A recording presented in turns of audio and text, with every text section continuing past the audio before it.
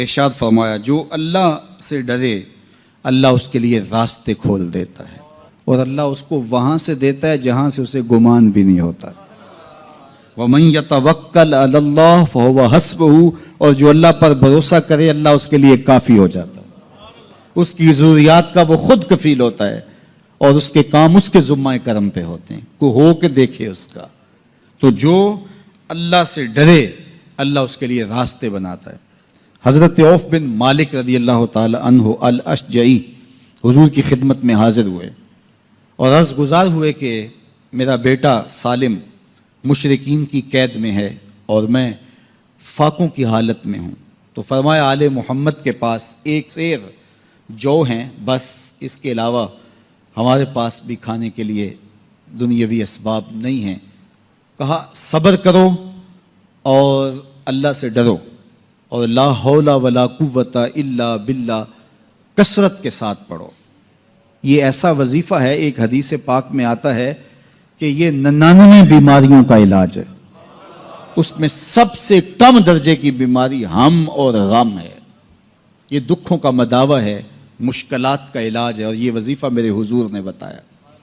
حضرت ابو ذر غفاری رضی اللہ تعالیٰ عنہ کو حضور نے 5 چیزیں بتائی تھیں، ان میں سے 5ویں چیز یہ تھی کہ ابو ذر کثرت کے ساتھ لا حول ولا قوت الا باللہ پڑھا کرو۔ فرمایا عرش الہی کے نیچے ایک خاص خزانہ ہے، یہ وظیفہ وہاں سے آیا ہے، یہ زندگی میں معمول بنا لو، جب پھنس جاؤ مشکلات میں آ جاؤ تو لا حول ولا قوت الا باللہ پڑھو، اللہ راستے کھولے گا۔ تو حضور نے 3 چیزیں فرمائی، اللہ سے ڈرو، صبر کرو اور کثرت کے ساتھ لا حول ولا قوت الا باللہ پڑھو۔ وہ فرماتے ہیں کہ میں یہ عمل شروع کیا، ابھی گھر میں بیٹھا ہی تھا کہ دروازے پہ دستک ہوئی، تو میں اٹھا کہ دروازہ کھولوں دیکھوں کہ کون ہے، تو دروازہ کھولا، دیکھا میرا بیٹا کھڑا ہے اور اس کے پیچھے 100 اونٹ کھڑے ہیں۔ تو میں نے کہا کہ تم اور یہ اونٹ؟ کہا مجھے موقع لگ گیا، میں ان کی قید سے بھاگ آیا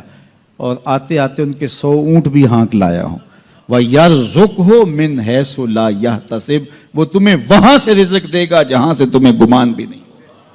اس کے ہو کے تو دیکھو۔ اللہ اکبر، اللہ کے ہو جاؤ تو پھر وہ تمہاری ضرورتوں کا کفیل ہو جائے گا۔ فرمایا حضرت عبداللہ ابن مسعود رضی اللہ تعالیٰ عنہ نے کہ کسی شخص کو فقر و فاقہ آ جائے تو وہ لوگوں کو بتائے کہ میں آج کل بڑے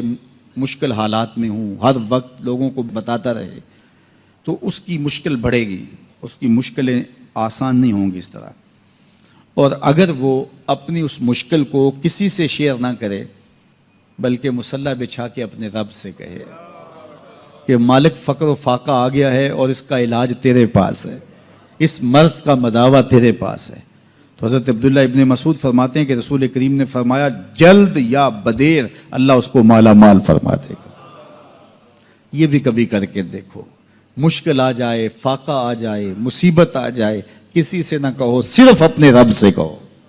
پھر دیکھنا اس کی کرم نوازیوں کا می کیسے برستا ہے۔ فرمایا اللہ پر بھروسہ کرنے کا جو حق ہے اگر وہ تم ادا کر دو،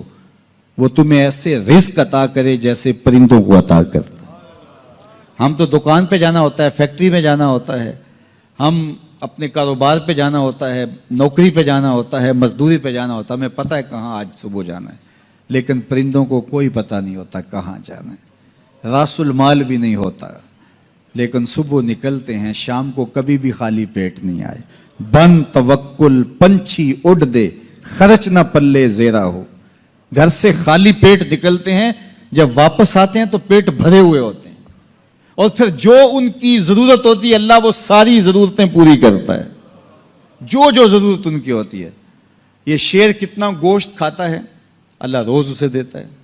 یہ ہنس روزانہ سچے موتی کھاتے ہیں، اور آپ مارکیٹ میں لینے جائیں لاکھوں روپے لگا کے تولے ماشے کے حساب سے آپ خریدتے ہیں، پھر بھی آپ کو یقین نہیں ہوتا کہ یہ سچے ہیں یا 2 نمبر ہیں۔ اور ہنس دنیا پہ کروڑوں جانور پائے جاتے ہیں، روز کھاتے ہیں، صبح بھی، شام بھی، دوپہر بھی، پیٹ بھر کے کھاتے ہیں، اللہ روز انہیں عطا